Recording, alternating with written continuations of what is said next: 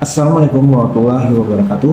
Perkenalkan, saya Dr. Budi Kurniawan MKes, dosen tetap pada program studi pendidikan dokter Fakultas Kedokteran Universitas Islam Sumatera Utara.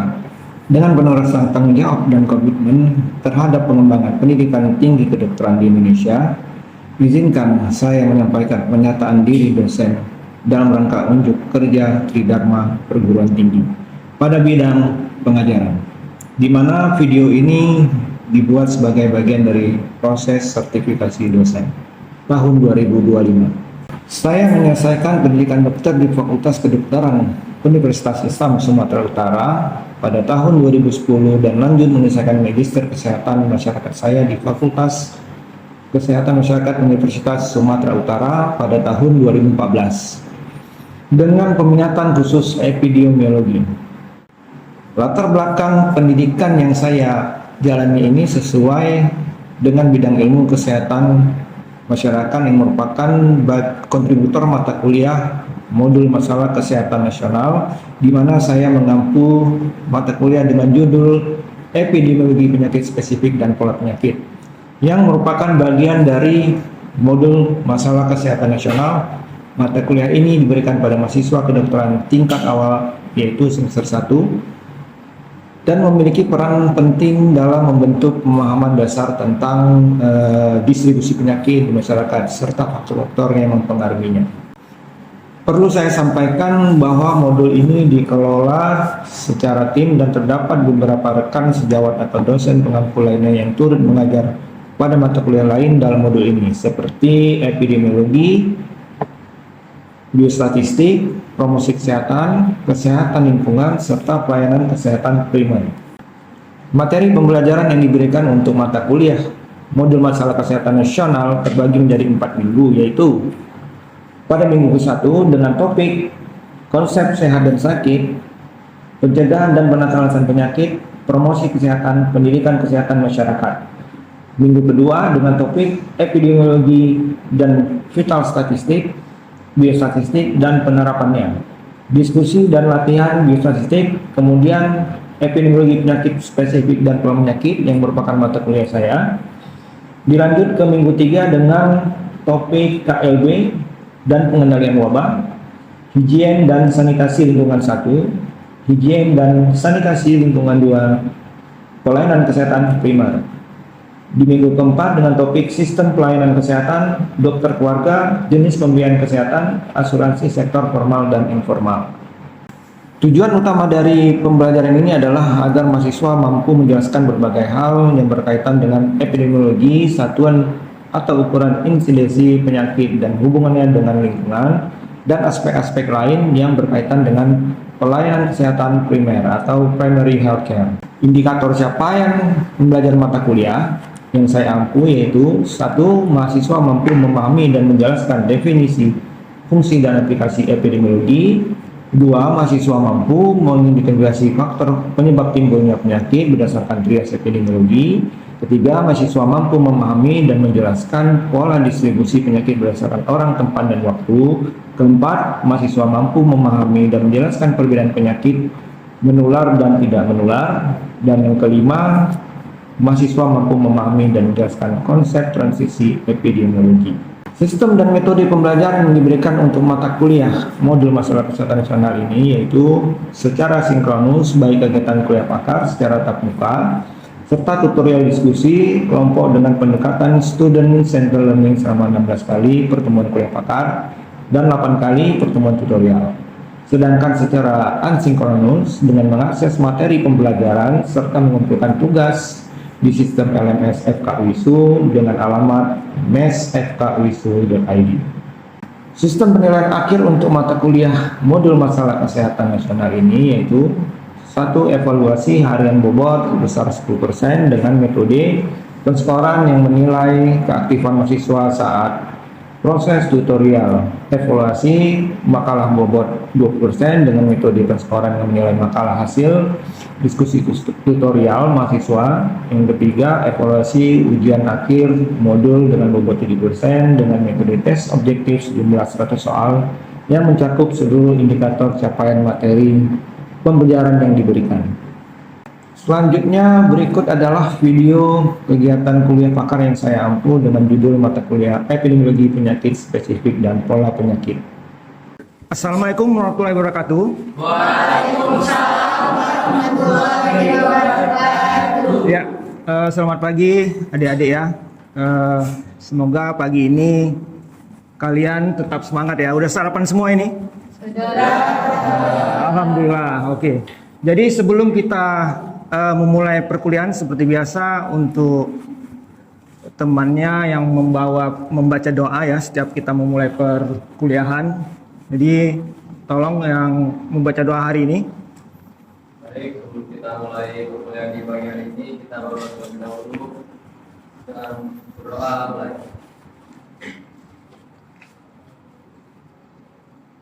Berdoa. Oke. Absennya tadi udah? Ya, mana? Kita absen dulu ya.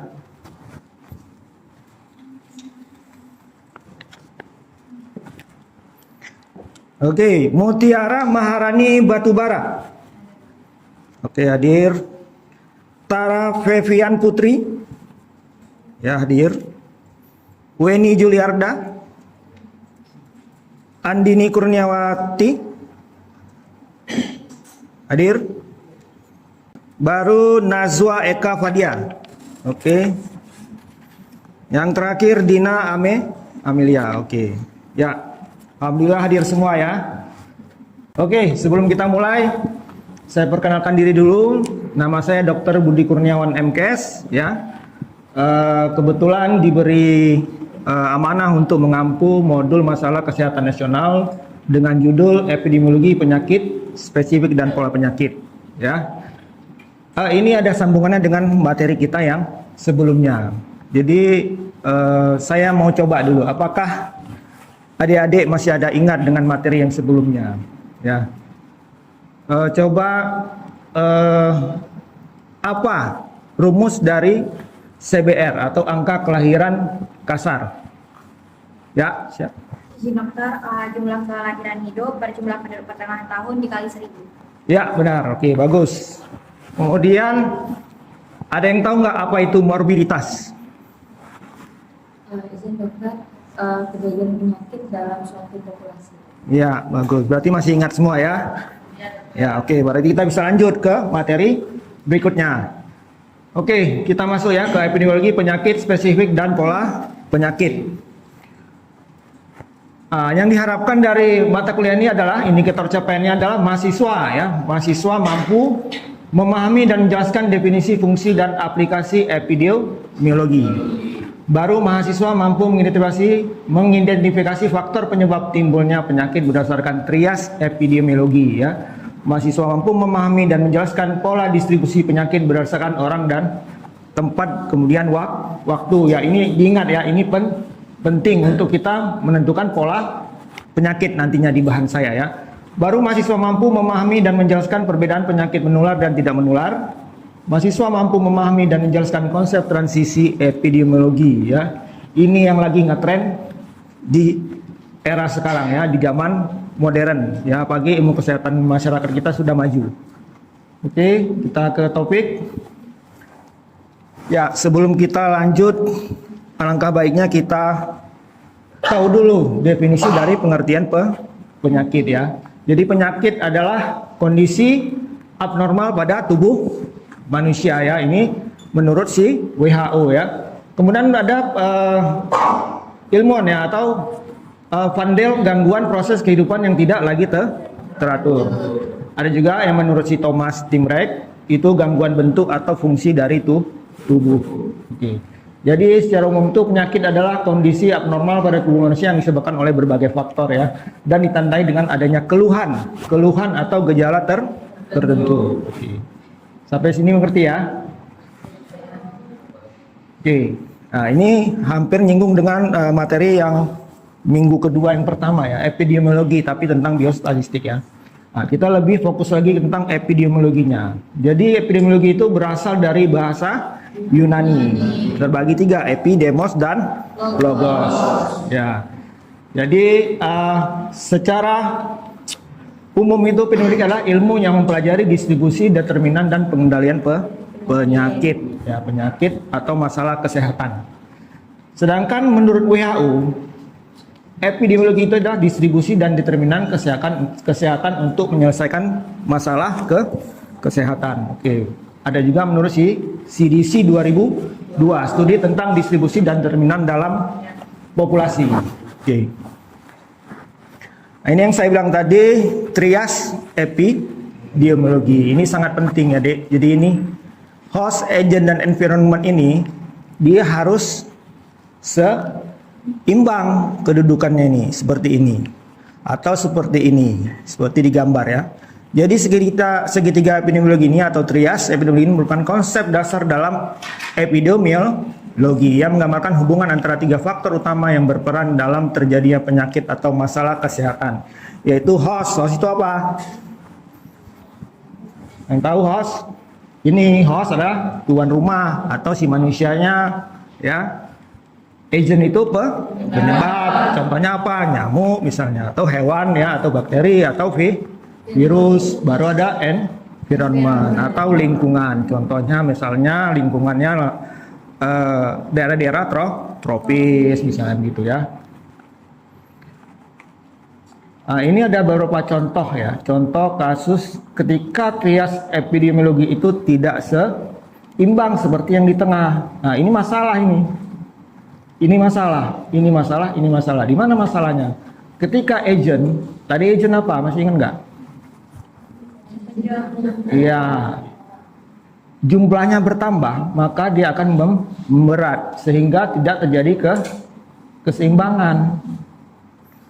Jadinya hostnya meninggi. Banyak angka kejadian. Oke. Ketika agentnya tinggi, hostnya tinggi, akan terjadi tidak keseimbangan juga. Nah, seperti ini. Jadi kerentanan penjamu bertambah berat. Oke. Jadi kalau environment gimana? Itu kan kiri dan kanan. Nah, kalau environment tidak seimbang, maka tidak terjadi keseimbangan juga di sini. Dia akan lebih berat ke hostnya ya. Nah, contohnya apa? Perubahan iklim ya. Jadi agent, host, dan environment itu sangat penting. Oke, kita masuk ke penyakit spesifik ya. Penyakit spesifik adalah suatu kondisi kesehatan yang ditandai oleh karakteristik tertentu seperti penyebab, gejala, mekanisme ya, atau dampaknya yang membedakannya dari penyakit lain. Jadi dalam konteks epidemiologi itu istilah ini mengacu pada penyakit tertentu ya.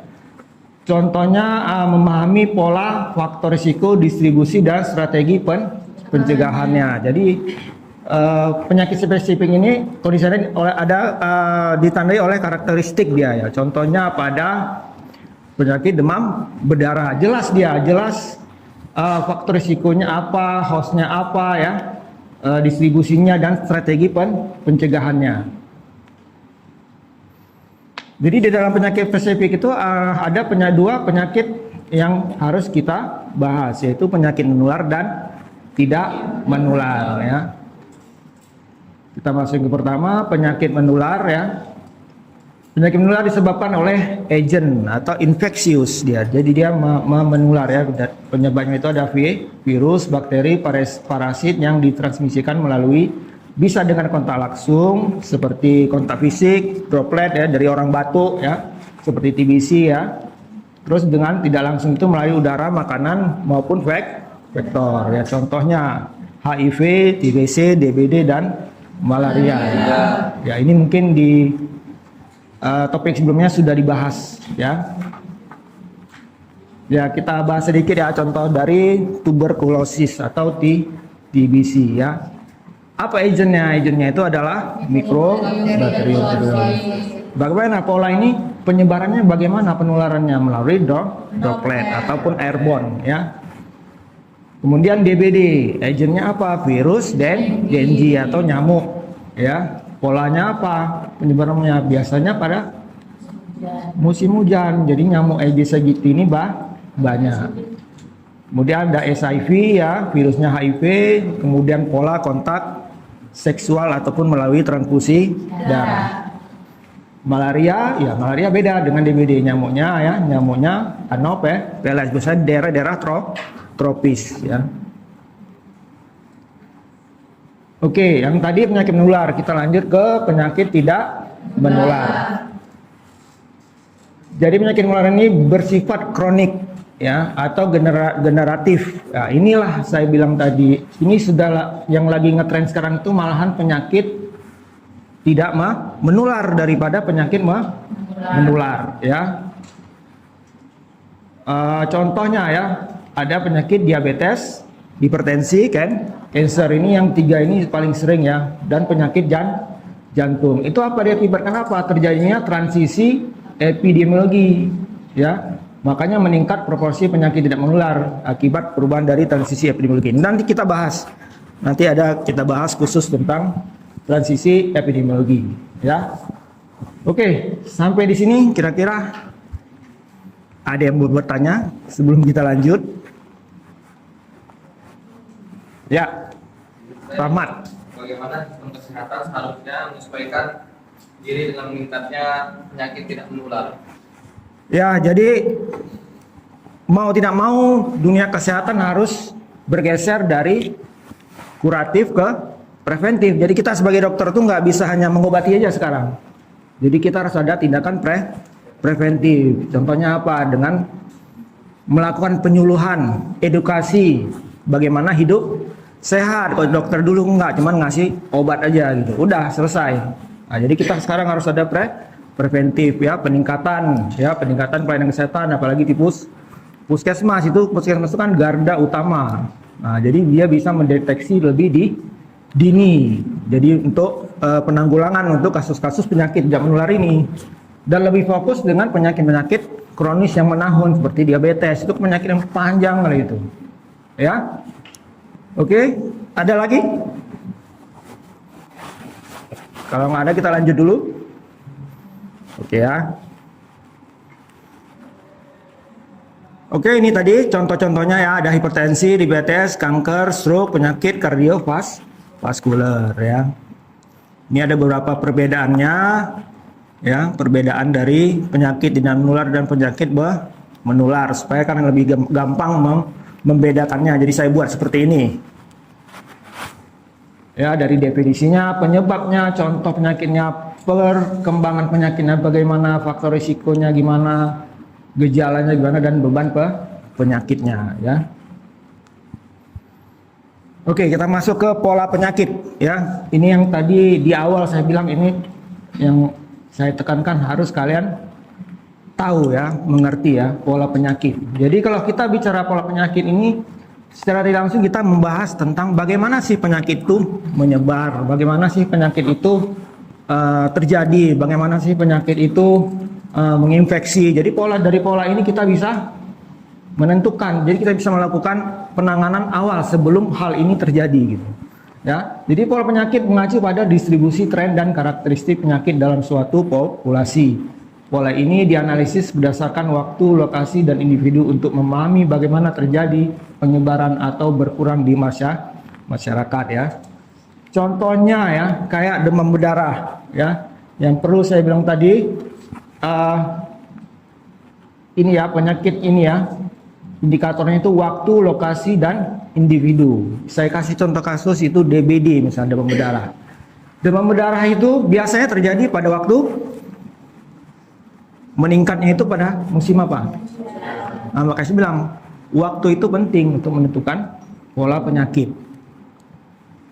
Biasanya di daerah mana dia sering terjadi? Padat penduduk. Nah, makanya saya bilang lokasi itu penting untuk menentukan pola penyakit. Kemudian bagaimana cara penyebarannya? Gigitan nyamuk. Nah, makanya pola individu atau karakteristiknya. Siapa yang sering terkena? DBD paling sering pada? Iya, makanya karakteristik individu. Makanya saya bilang pola penyakit itu perlu, sehingga seorang dokter tuh bisa menangani lebih awal ya. Misalnya DBD, minggu bulan depan nih musim hujan gitu. Berarti apa tindakan awal kita? Memberantas sarang nyamuk langsung.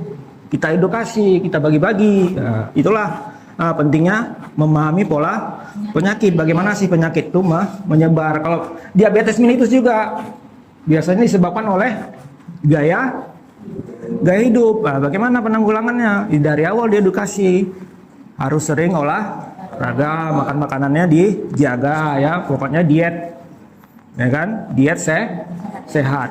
Nah, dari pola penyakit ini. Oke, ini ada elemen yang tadi saya bilang yang penting, waktu, lokasi, dan individu atau karakteristik populasinya ya. Ya pada waktu itu contoh misalnya selain DBD lah, tadi DBD udah, influenza itu meningkat pada musim dingin. Terus lokasi, contoh malaria lebih sering di daerah tropis. Ya penyakit gondok ya lebih sering di daerah pegunungan atau orang yang kekurangan yodium. Dari individu, contoh penyakit jantung itu biasa pada usia lanjut ataupun anemia lebih sering terjadi pada usia reproduksi. Makanya 3 elemen ini penting dalam menentukan pola penyakit. Nah, ini ada beberapa istilah ya dengan pola penyakit ya, ada endemi, epidemi, dan pandemi. Ya, endemi itu penyakit yang berjangkit di satu daerah, jadi hanya beberapa golongan masyarakat. Sedangkan endemi ini menular yang berjangkit dengan cepat di daerah yang lebih luas, menimbulkan korban ya. Baru pandemi, ya contohnya yang pernah kita alami itu COVID, itu dia lebih luas bahkan melewati lintas negara ya. Udah. Tadi juga ada yang nanya, kenapa sih penyakit tidak menular itu lagi marak-maraknya? Ya ini penyebabnya, transisi epidemiologi. Transisi epidemiologi adalah suatu perubahan pada pola penyakit dan penyebab kematian dalam suatu populasi ya. Ya, biasanya terjadi bersama dengan perkembangan sosial, ekonomi, dan demografi. Jadi istilah ini diperkenalkan oleh Abdel R. Omran ya pada tahun 1971. Transisi ini mencerminkan pergeseran dominasi penyakit menular ke penyakit tidak menular. Jadinya penyakit menular sudah menurun, penyakit tidak menular malah meningkat. Apa faktor-faktor pendorong transisi epidemiologi itu? Ya, ada perubahan demografi, ada urbanisasi, kemajuan medis dan teknologi. Nah, ini tidak kita pungkiri. Dengan ditemukannya vaksinasi, angka penyakit menular menjadi menurun. Makanya transisi epidemiologi bukan negatif ya. Tidak melulu negatif, bagus. Angka penyakit menular menurun ya. Kemudian adanya perubahan gaya hidup. Nah, ini malah kebalikannya. Orang zaman dulu hidupnya sehat. Kita sekarang tidak sehat ya. Makanya meningkat penyakit tidak menular ya, diabetes, jantung, hipertensi ya. Kemudian peningkatan sosial ekonomi ya. Contohnya juga ada peningkatan di kesehatan itu, teknologi semakin canggih, ilmu kesehatan semakin canggih sehingga menekan virus itu menyebar atau angka kejadiannya menurun. Tapi PTM-nya malah meningkat. Oke, ini dampaknya perubahan beban penyakit ya, bergeser dari penyakit menular ke penyakit tidak menular. Contohnya diabetes, sekarang lagi ngetren, hipertensi, cancer, kemudian beban ganda penyakit ya. Jadi nggak seluruhnya penyakit menular itu hilang, jadinya malah bertambah.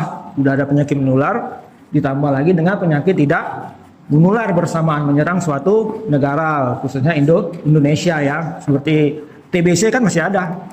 Penyakit tidak menular masih ada TBC ya, DBD kita masih tinggi. Nah, makanya jadinya beban ganda penyakit ya, dampak dari transisi epidemiologi ini ya. Kemudian kebutuhan layanan kesehatan ya, sistem kesehatan harus menyesuaikan diri dengan kebutuhan penyakit kronis jangka panjang, yaitu tadi diabetes itu kan panjang, dia kronisnya panjang, itu dia perjalanan penyakitnya panjang, jadi ya sistem kesehatan harus menyesuaikan diri. Kalau dulu kan penyakit tidak menular, udah ditemukan vaksinnya, udah diobati, udah gitu, putus mata rantai penularannya, udah oke.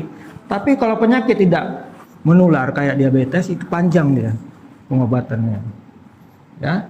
Baru ekonomi ke kesehatan, ya. Jadi penyakit yang menular otomatis memerlukan biaya pengobatan yang lebih besar karena dia panjang tadi. Baru, ya. Jadi kesimpulan dari mata kuliah kita hari ini adalah epidemiologi mempelajari distribusi penyebab penyakit untuk memahami pola serta faktor risiko berkontribusi terhadap penyakit menular dan tidak menular. Di mana transisi epidemiologi akibat urbanisasi dan perubahan gaya hidup meningkatkan beban penyakit tidak menular, sehingga diperlukan pendekatan preventif dan adaptif pelayanan kesehatan yang secara menyeluruh atau holistik. Oke, terima kasih. Kira-kira ada yang mau bertanya sebelum kita tutup?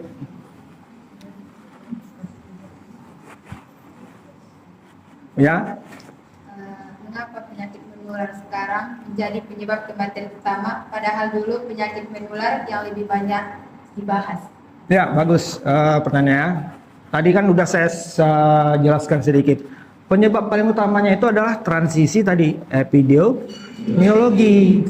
Ya, dengan majunya ilmu kesehatan kita, ya, positifnya maju, vaksinasi dijumpai, ya, teknologi semakin tinggi, jadi menekan dari meningkatnya penyakit menular.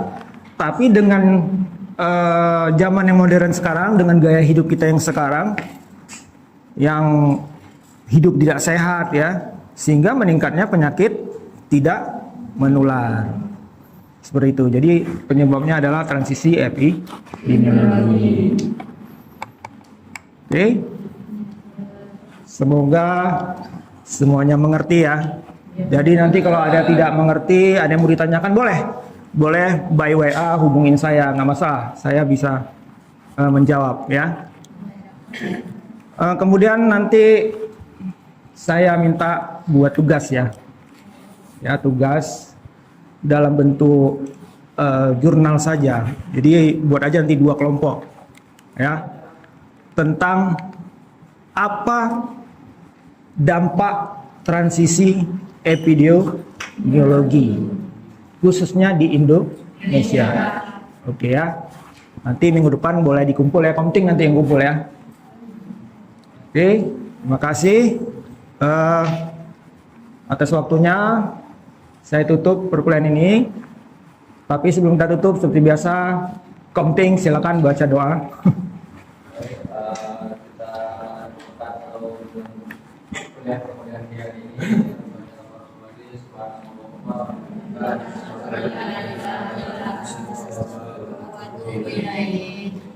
Ya, terima kasih. Assalamualaikum warahmatullahi wabarakatuh.